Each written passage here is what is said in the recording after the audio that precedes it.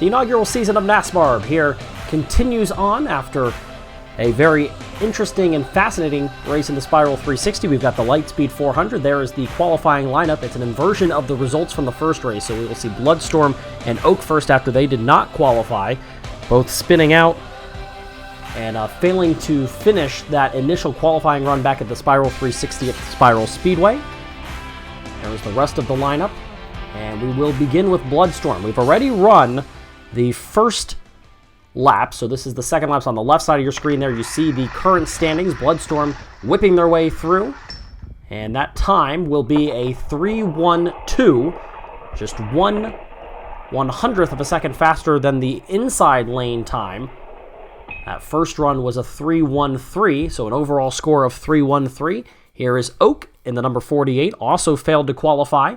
Had the fifth fastest lap, by the way, or it was a top 5 lap on the first run before spinning out. Another problem for Oak.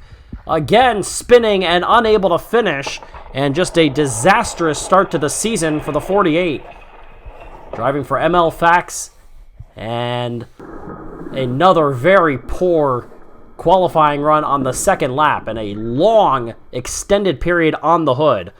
And that is trouble for Oak. Here is Neptune, who was the last place finisher from our tournament. And Neptune comes across the line with a time of 3:08, which will make an average time of 3:05 and put Neptune at the top of the charts. Here is JACKTATO. JACKTATO ran the third fastest time on the first laps, despite being the 18 seed last time out.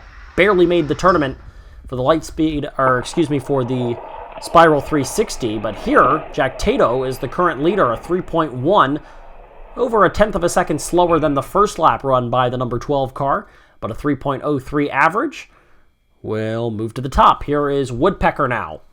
And again, we're inverting it, so this is just the opposite of where they finished in our opening race, driving the number 43 for Dave's Motors. Comes across the line, and that will be a 3:37, which is significantly faster, but right now not good enough to be locked in currently. A 3.48 for Woodpecker, who ran the 18th fastest time, so third slowest. Here is Confetti in the number 17, driving for the Alabama Crimson Tide. A little wild off the first turn, spinning on the backstretch, coming across the line. And that time is a 3:76 for an overall time of 5:37. By the way, Confetti spun out and was unable to finish that first lap. Another near disaster, but able to get across the line this time. Here is Lemon Drizel in the number 3. Disappointing run in the first race. This is a little wild, but going to be a finishing time of 3.28. 0.2 of a second faster than their first lap for Lemon Drizel. 3.38 will put them in 4th place currently. And above that cut line, now Sal in the number 2. And Sal ran the 13th fastest time on the initial runs. Trying to improve, looks pretty fast coming across the line, and Sal runs a 3:21 for an average of 3.19 through the 2 laps.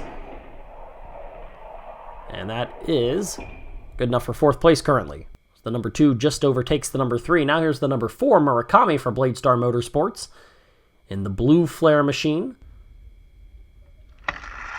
Murakami did not run a great time.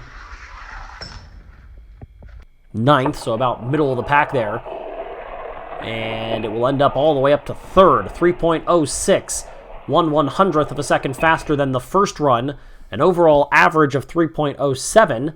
Here's Jeff Marbin in the DuMarb car for Hendrell Motorsports. Marbin also spun out and was unable to finish that first lap. Let's see what happens here. Keeps it straight, and a better run that time for Jeff Marbin, who's off to a rough start. Marbin finished 11th in our opening run, and right now, good enough to be in. We'll see how far back in the field Marbin is, as ELECTRO will stand in now in the number 93 for Texas Rollhouse. Good run, top 5 on the first run for ELECTRO. A lot of speed coming across the line backwards there is ELECTRO, and all the way to the top of the charts right now. A 3:05. That spin cost some extra time, but still good enough for a 3.01 average time. And here is Streamer now in the number 26. New sponsor on the hood is Streamer. It's Carl Racing Company. That white scheme. Oh, rough start though. Coming out of the turn, a little wild. Steadies back out. And for Streamer, it'll be a 3.30. An average time of 3.32. Puts him 7th. Right now, everybody's chasing ELECTRO in the 93. That was the other member of the OB Racing team, the 26 of Streamer. Here's Winks, another of the Bladestar Motorsports machines. You can see a couple of heat wins as those driver profiles were start to fill out. That was a fast lap, it looked like, from Winks. It was a 2.95, moves Winks all the way to the top of the boards with an even 3-second average time. Winks was 8th fastest on the first lap. Here is Earl from Red Pandas Racing, driving for Dave's Ukulele Emporium. All different shades of blue on that car. Spinning in the turns, still spinning. Back and forth. Not a good run for Earl. It's a 3.69, but still enough to qualify right now. It is Oak and Confetti in trouble. As Earl will come in behind Lemon Drizel. Here is now Steve from Malbao Racing. Steve won 3 heats en route to a 6th place finish at the Spiral 360. Spinning and a little slow toward the bottom of that. A 3.52, 8th fastest on the averaging time there. As you can see, this is a fast course for the Lightspeed 400, just 2 turns, and they come quick. Here is Spitzer. Spitzer was on the pole in our last race and was the fastest time with a 2.86 on the first lap. Spinning, trouble for Spitzer. Coming across the line, and it will be a 3.8, almost a full second slower, and good enough for just 10th. So a very disappointing run on that second lap for the 25. Spitzer's still going to make it, but not anywhere near as good a positioning as Nugget in the 16 for Neurospecs Engineering will stand in.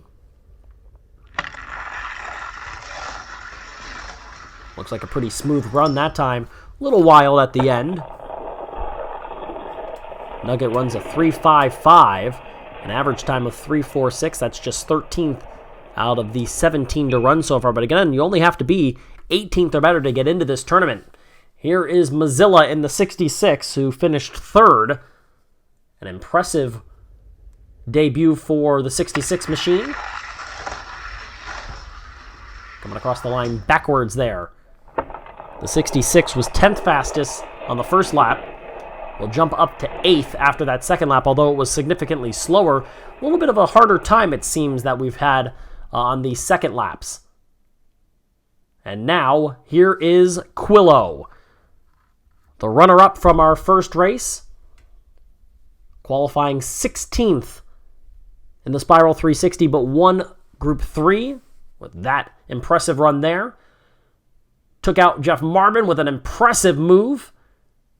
Took down the 1 seed, beat Spitzer, and ended up finishing runner-up to Prime with a couple of good moves for Quillo in the number 9 as our runner-up, and of course now our 2nd place in the championship standings. Quillo will come across the line with a solid run, 4th fastest the first time, and a 3.19 will drop him to 6th. So Quillo currently in 6th position with an average time of 3.08. You saw some of those highlights from the Spiral 360. And now here is Prime. Last driver. Prime is, of course, our championship standings leader, the winner of the first race. It's going to be between Prime and Oak, and it looks like it's trouble for Oak as Prime finishes and will have no problem. In fact, it is going to be a dead tie between Prime and Winks. And so we will go to a race-off to determine our first seed and our 2nd seed between the 8 and the 13. That's going to happen at the beginning of our next video. There are the standings overall. So Oak, yet again, fails to qualify. 2 races, no qualifications. They'll finish 19th. The 17 of Confetti will finish 20th. Jeff Marvin just makes it in at 18th As you can see there, they are failing to qualify from the inside line at 2.98, from the outside line a 5.7 for Oak in the 48. The 17 was the opposite, a 5.37 on the inside. Again, those are 2 times where you failed to qualify at all, couldn't finish the lap, and a less than impressive 3.76 from the outside line for Confetti. So a very disappointing run for them. There are your fastest. From the inside, it was Spitzer. From the outside, it was Winks. They'll gain a championship point. And the pole position, we will have to find out who that is in the race-off between Winks and Prime, which will begin at the very beginning of the video for the Lightspeed 400. Should be interesting to see who gains those championship points. And there are the matchups. In Group 1, it'll be either Prime or Winks, and Sal and Jeff Marvin. Group 2 will be the other that is not Prime or Winks, whoever loses that race-off. Mozilla and Woodpecker. Group 3 is Electro, Bloodstorm, and Nugget. Group 4 is JACKTATO, Steve, and Earl. Interesting grouping there. Group 5 is going to be Neptune, Streamer, and Lemon Drizel. Group 6, Murakami, and then Quillo and Spitzer, who faced off in that very interesting matchup in which Quillo upset the 1 seed. They will face off as the 7 and 13 seeds, respectively, in the Lightspeed 400. And so the field is almost set for our second race of NASMARB's inaugural season. Not quite. We've got to see who's going to be the 1 and the 2 seed. A chance for Prime, who was the 2nd seed in our last video, in the first race of this season, to potentially avenge that and really set himself apart as the championship favorite very early in the season. We hope you enjoy our coverage of NASMARB as always, and we will look forward to our next video in which we'll have the Lightspeed 400 right here. It's MSPN's coverage of NASMARB. I'm Ricochet, and thanks for watching.